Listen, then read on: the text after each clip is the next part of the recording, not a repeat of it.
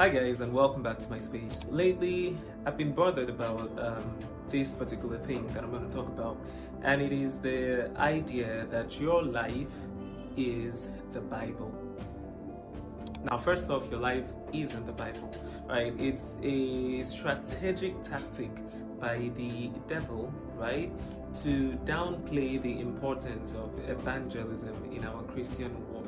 You hear stuff like, I don't have to talk to anybody, someone is just going to observe how I live and then, come to the Lord and stuff like that. And that's not how it's supposed to be.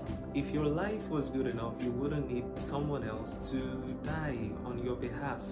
Okay, now we understand that it is important to emulate Christian principles and morals in your life, and that someone can actually look at you and then think, wow, that's a good person. But if you are left by morality alone, then I think that monks in Tibet are more moral than others.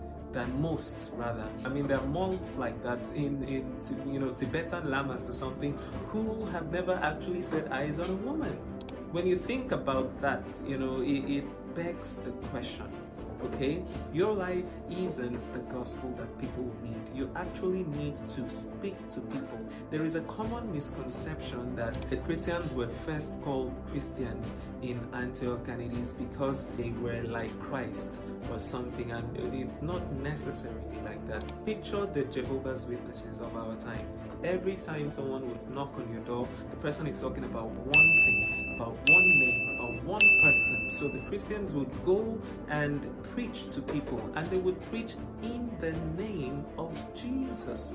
And so every time these guys are talking about one thing, that name Jesus Christ, not just Jesus of anywhere else, but the Christ himself. And so they were like, oh, who are they? Oh, they are the Christians. They are the people who talk about, oh, so they are the Christians because they talk about Christ. That's how they got to be called Christians. It's not because they observed their lives. Now, mind you, the people in Greece, they never met Jesus. Jesus' ministry was just about Judea. Samaria was just the lost sheep of Israel, according to Jesus himself. Jesus never went to Greece. So they couldn't have seen Jesus to know how Jesus acted, and then they would now look at the disciples and be like, these people are acting like Jesus, therefore they are Jesus Christ's followers, they are Christians. No, they never saw Jesus. Alright, so what am I trying to say then? It is the word of your lips. You must talk to someone. You know your neighbor is into hookup. You see him every day and you wouldn't speak to her?